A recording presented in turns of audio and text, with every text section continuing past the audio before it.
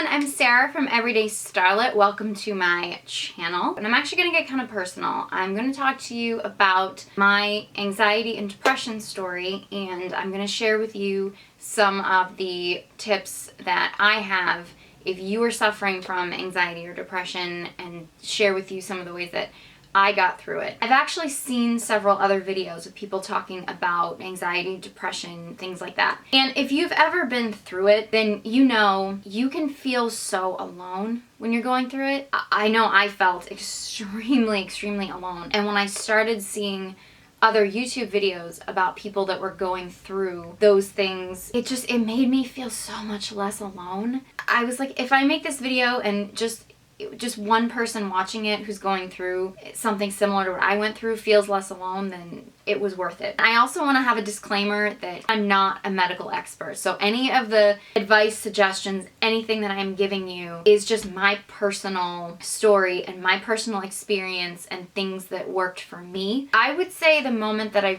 it really started to affect my life was when I got out of college and I moved into my own apartment. I was living alone, which I was really excited about because I'm an only child, so I'm a loner. I'm very comfortable being alone. I don't need someone around to entertain me all the time. Like, I'm very comfortable just like entertaining myself. So I thought living alone was going to be phenomenal. And in some ways it totally was. But in other ways it was lonely. I've actually never told anybody this before, but that's the first time in my life that I remember contemplating suicide. It's so weird to even say that out loud because I've actually never really told anyone that. I don't think I ever would have gotten to that point, but I remember thinking about it. That should have been when I did something about it, but I just didn't. If you're somebody who naturally isolates anyway, it made it so much easier for me to just sink further into being isolated person. And you know, a week would go by and the only time I would leave the house would be to get food, and other than that I wouldn't even get dressed. That's not healthy. And it didn't even register with me at the time how unhealthy that was. So I guess that brings me to my first major tip, for those of you that are going through this, is don't isolate. It can be so tempting, but be around people. Even if it just means just go out and you don't even know the people, just get out of wherever you are and walk around, go for a walk, go out into the world. Even if you think that you just want to be alone, just go. Just put on some clothes and go. On the same lines of that, I've always been into hair, makeup, beauty, everything. It's been a huge part of my life in everything that I do. I was barely wearing any makeup. I pretty much lived in hoodies and jeans. I just stopped really caring about what I wore. I just was like, who cares?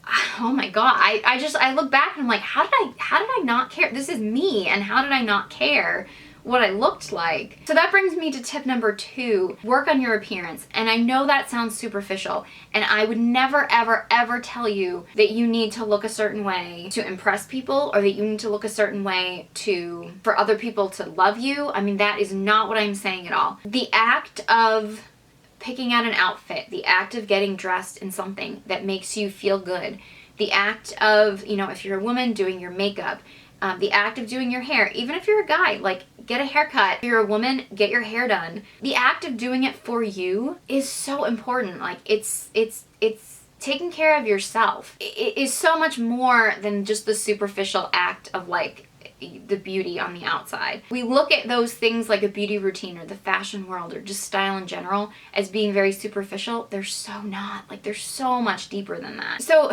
moving on to my journey, I had actually started to get out a little bit more. I had actually signed up for some ballet classes in the next town over from where I was living. I got ready. I had kind of a little bit of an upset stomach, but I was like, whatever, I'm just gonna go. Got in the car and was driving off. I got so scared, and it was the first time in my life that I ever felt scared and didn't know why. I pulled over and I called my mother on my cell phone because I felt like I had to tell someone. I said, I'm panicked and I don't know why. So she was like, just go home and calm down. I felt like something bad was gonna happen to me and I could not figure out what it was, and I had to stay on the phone with her. I was just so afraid if I got off the phone with her that I was just gonna collapse and die and no one would know. So my parents said that they would drive down and pick me up and then take me home with them. My blood pressure must have been off the charts because it felt like my pulse points especially, like they just felt like they were gonna explode. I had never felt that way before. I mean, I've been afraid of things, I've been scared, I've panicked about things, but never nothing. It was always something tangible that I was like, this is what I'm afraid of. But there was nothing tangible that I was afraid of. I went to my doctor and they did tests and they told me there was nothing wrong with me. I could tell I was not myself. I felt most of the time like I had the flu, like a queasy stomach. I felt like my heart would be racing. I'd get like heart palpitations. And so I just kept making appointments with my doctor. And finally she said, she's like, you know, this could be anxiety brought on by depression. And it was the first time that somebody else, like I always suspected that I was depressed. I'd never heard someone say it to me. And like that made it real. I didn't realize I was gonna get so emotional about this. The fact that I had this depression, it got to the point where it physically was debilitating me. It was just so bizarre to me. Like it didn't come from out of nowhere, but it kind of came from out of nowhere. My doctor gave me anxiety medication. Like I started to get anxiety about taking anxiety medication. Crazy, I know. I still to this day have never taken it. I've been offered antidepressants. I've never taken them. And I just want to say it's not because I think that people shouldn't use them. I just didn't feel it was right for me. My personal belief is that medication should be the last resort. Like it should be what you go to when nothing else has worked. And for me, I wanted to try to do everything else first to see if I could control it. So one of the things I did, I kind of got a lot more into sort of more holistic stuff. My mother had already been going to a chiropractor and she goes to, I'm not really sure what she's called. Like my mother calls her a nutritionist, but she's not really a nutritionist, but she deals with like supplements and things like that. And my mother convinced me to go. And like she put me on a lot of like natural supplements. Like I'm on a probiotic now and I take fish oil, which, you know, I've read a lot of things about how that can be actually a natural antidepressant. I'm not suggesting that anybody takes supplements without being supervised or anything like that. Like I can't give any medical recommendations. But I'm saying that kind of thing worked for me. Like it made me feel, I mean, it didn't make me feel perfect right away, but it really did help. And whether you want to spend the money on supplements, which can get expensive, or not, I truly believe that your diet and your health and taking care of your health, which does tie in way back to tip number 2, taking care of yourself. Eating right and what you put in your body is so important. I think people forget and they think that what you take in can help you physically, but it can help you mentally too. I seriously cut down on sugar. Like I didn't eliminate sugar, but sugar can cause so much anxiety. I mean, it really can. I gave up coffee completely. I don't touch coffee at all anymore. I do have green tea, which does have caffeine in it. I try to limit it. Like I don't go crazy with it. I limit my sugar. Yes, that does help my waistline. It helps my physical health a lot, but it really helped my mental health. Put good things in your body and your body will be good to you. That also leads into exercise. I think tip number 4, we're on tip number 4. Exercise gives you endorphins.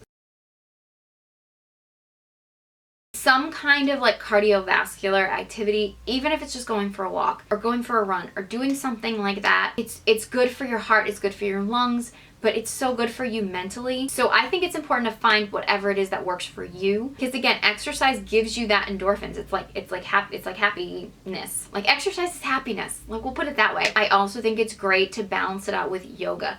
Yoga is so great. And if you may not have been sold on yoga before, try Yoga with Adriene. I can't recommend that channel enough. It's a YouTube channel. The videos are free. She is so down to earth. She makes yoga fun. And I will tell you, when I'm not feeling all that mentally like with it, a nice yoga class is so perfect because it's about you. It's all about you and doing something for you. That combined with meditation, there's apps on your phone where you can do meditation now. Even like a mini meditation. Like if I feel anxiety coming on now, I'll do a mini, like I will sit in my car parked if I'm gonna close my eyes and like just breathe. Like deep breaths. Remind yourself where you are. Remind yourself that you're okay. And that for me has been huge. So once I really started to feel better, I kind of wanted to find something positive that I could do. And that's kind of when I started my blog, Everyday Starlet. And then a little while after that, I started this YouTube channel. I don't want to say that this saved me necessarily, but a part of it did. It gave me so much control. Like, I'm in control, which is a great feeling. This actually leads me into my next tip, which is to keep busy. It keeps me busy. I'm busier than I ever thought I would ever want to be. I'm happier now than I ever have been. And I just never really associated being busy with being happy. But then I realized that a big part of it was because I now have a structure. Like, I have like a reason to get up in the morning, which, you know, I know it's like, oh, you need a reason to get up in the morning. People do. You need a reason to get up in the morning. Like, you need a reason to get out of bed and have something to look forward to. And I have that now. If you have a lot of downtime in your life, it's really easy to sink into, you know, depression or anxiety or anything. I mean, it's so important to find something that you're passionate about that motivates you. My last tip that I want to give all of you, it's just know when to seek help. And, you know, whether that means, you know, going to your parents, or whether that means going to your spouse or your loved one, go to your doctor. Know when you yourself cannot control it. Seek help, please. And seek help before it gets to a point where you start doing damage to yourself that you can't reverse, whether that be sinking into drugs or self-harm or anything like that. Get help. That would be my number one recommendation out of everything. Please, please, please get help. You don't have to go through this alone, because there are so many of us that are going through anxiety and depression. I feel like if we don't get the discussion out there and we don't talk about it, then people are just going to feel that much more isolated and alone. And I would love to hear if you're going through it, or you've been through a similar situation, or you have any other tips or any of your experiences. Please leave them in the comment section below. I would love to hear from you. I really hope you guys enjoyed this video. I really hope you got something out of this. And I hope that I maybe helped someone out there that might be going through the same thing I'm going through. So I want to thank you guys. If you've gone through this video this long, I want to thank you guys for sticking with me. I truly, truly appreciate every single person, and I hope you guys subscribe to my channel, like this video if you enjoyed it, and you can follow me on all my social media channels, and I hope you guys join me next time. Thank you so much.